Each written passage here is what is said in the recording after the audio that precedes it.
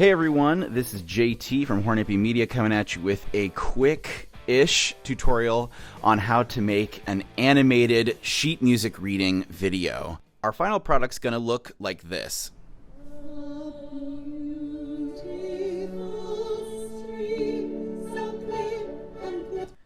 Now, before we dive too deep into this, I would definitely consider this an advanced tutorial. And if you want to get a little more practice on this animation concept, go ahead and check out my tutorial on how to make a karaoke text effect. I've sort of specialized in these over the pandemic, and I just want to share my knowledge with y'all to help you with your workflow. My programs that I'm using are going to be Sibelius Ultimate and Final Cut Pro 10. Okay, first things first, let's get some high-resolution sheet music ready to go. So hopping over to Sibelius real quick. What I want to have happen is basically a score reading for kids. I just want like a measure to be highlighted and go through as a few teachers are performing the piece. So as you can see here in the score, I've already grouped these measures into 4-measure systems. And how I've done that is I have selected 4 measures at a time in the score, then gone to the Layout tab in Sibelius, and then gone into Make into System.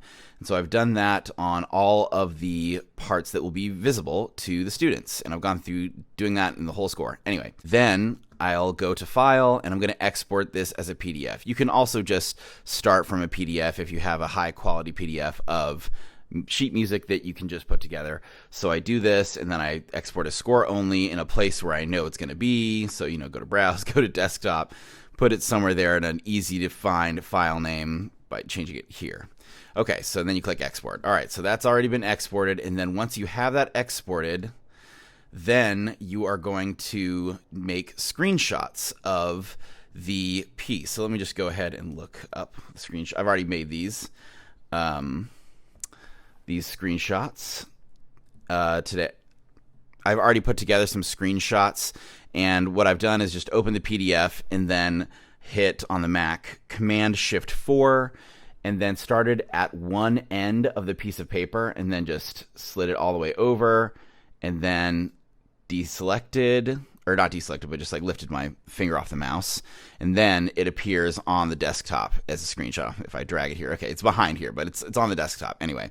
So then you make those all pretty, and then let's launch into Final Cut. So eventually what I'm going to want is this essential animation.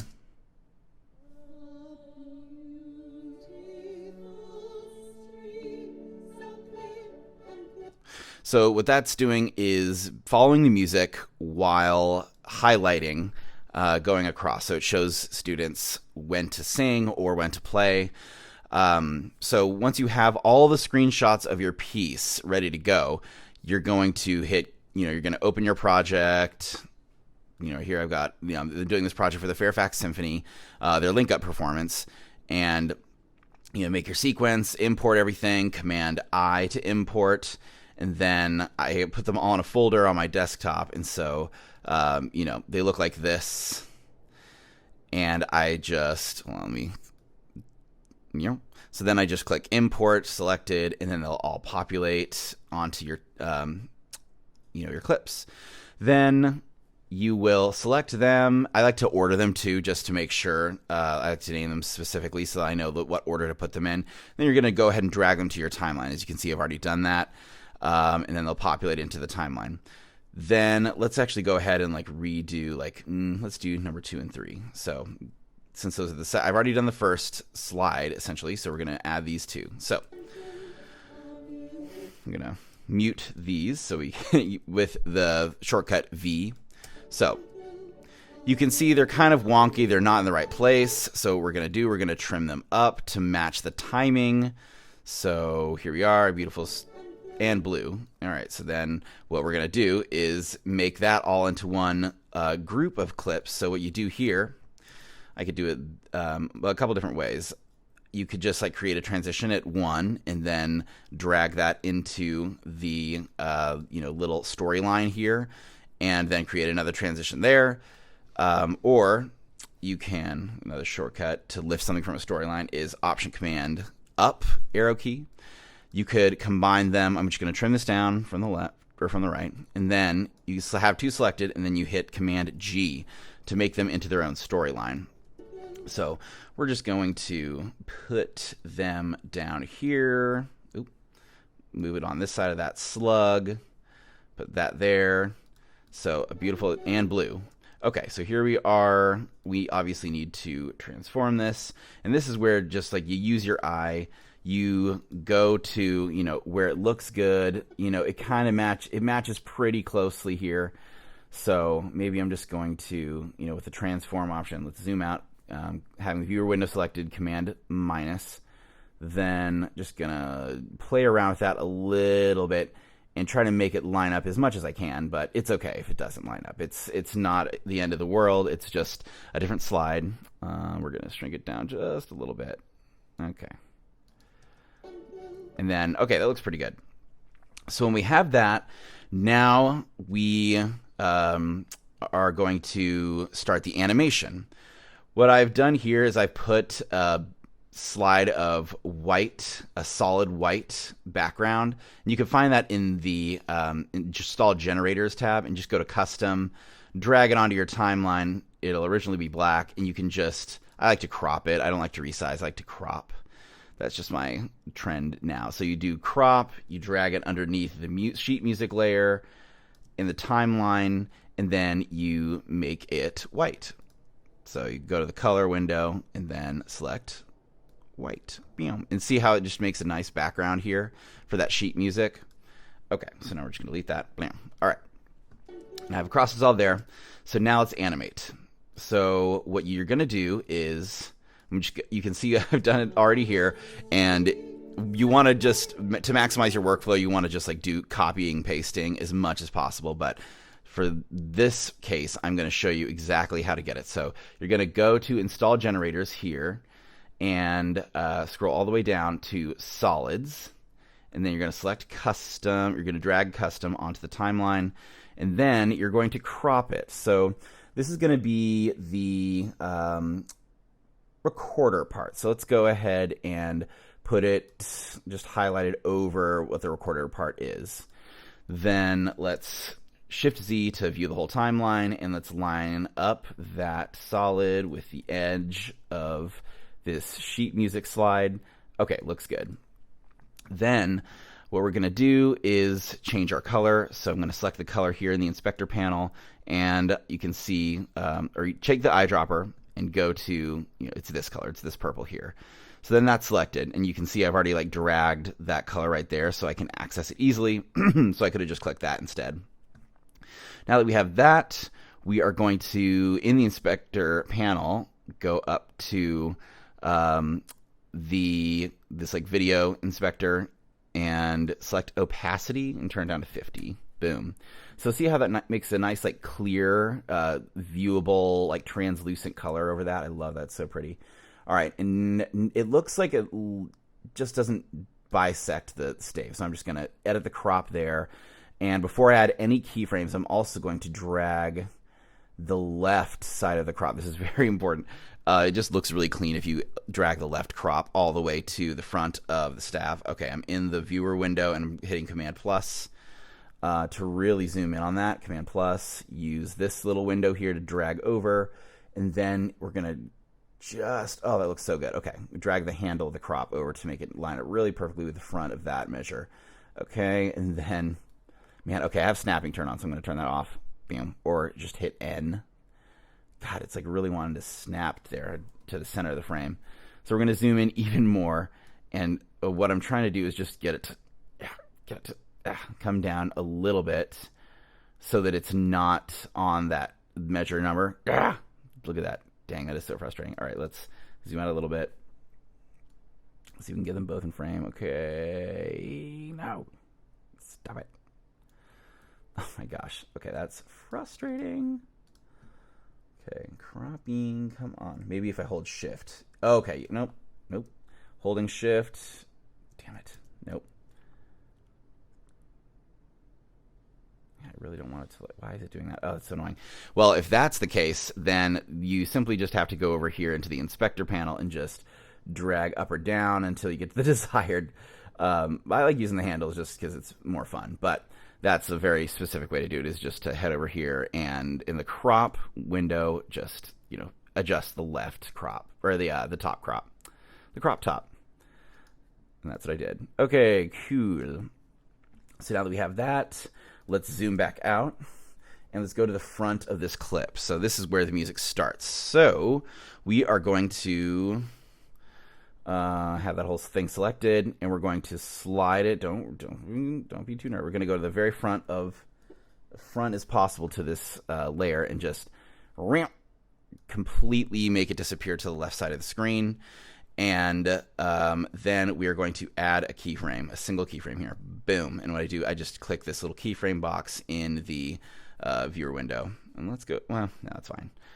All right. So now we're going to, using the arrow keys, slide over blue. Okay, they're moving pretty fast. So they're already on the word A. So what I'm going to do here is just slide it all the way over. And this is where you just have to experiment and try. So what I'm going to do here, beautiful. Okay. So, and you just, it's important to note, like, your keyframe controls over here. So just using the keyframes in the viewer window, going left and right. So let's beautiful. So I'm just going to drag it over here, and that will create a keyframe automatically.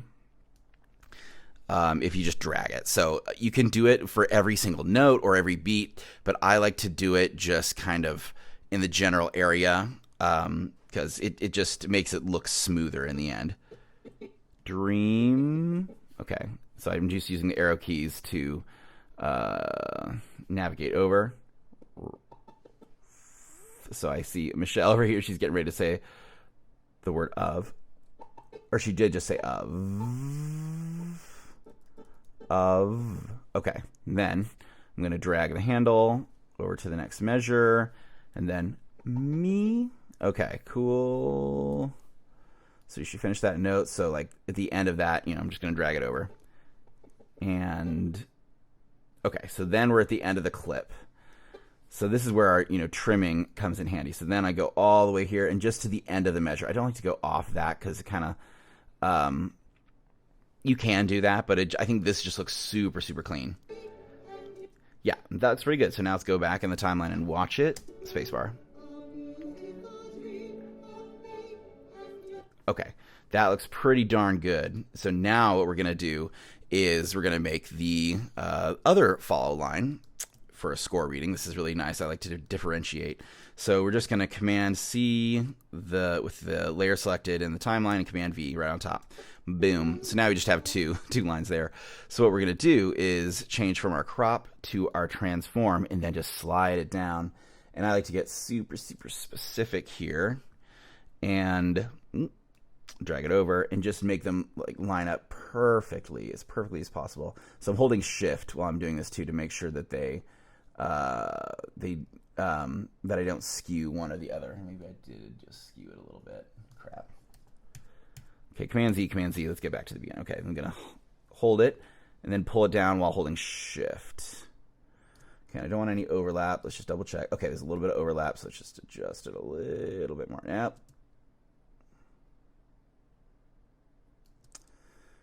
Okay. Oh, shoot, just a little bit of overlap. And you know what? Sometimes it's okay. That looks, that's pretty. Okay, and that's just messing around with it. So now that we have that layer, I'm going to select crop here in the viewer, and we're going to go down a little bit there so that we have the word selected. And because we created keyframes, that might not have been the best way to do this. Let's actually go back to the timeline, have the layer selected, because we want it to remain cropped at this spot all the way through and not just on one keyframe. Because if you go back, it's, hold on.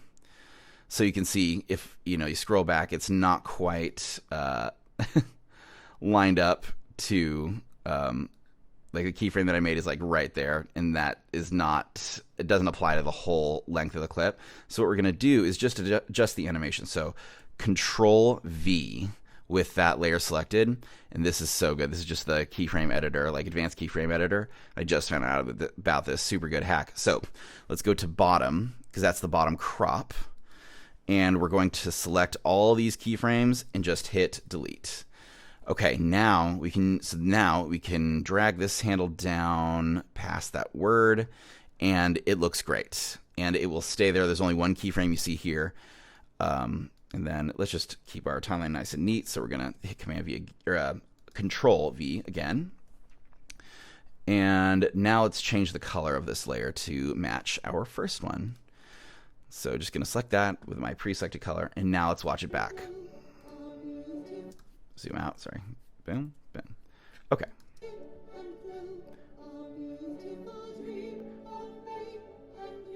And what you really wanna just save yourself time and make sure that your timing is super tight right when you do that first layer, so that when you copy, you don't have to like readjust anything. Because that's, if you do have to end up doing that, I suggest deleting that layer that you just like adjusting one layer at a time and then copy pasting and doing that step versus like going in and adjusting each individual keyframe with the keyframe animator. That's just a way easier way to do that. Anyway, I hope this tutorial was helpful for you. Leave me a comment if you have any questions about this process. Make sure to like and subscribe, and I will be coming at you with more tutorials in the future. Thanks so much for watching.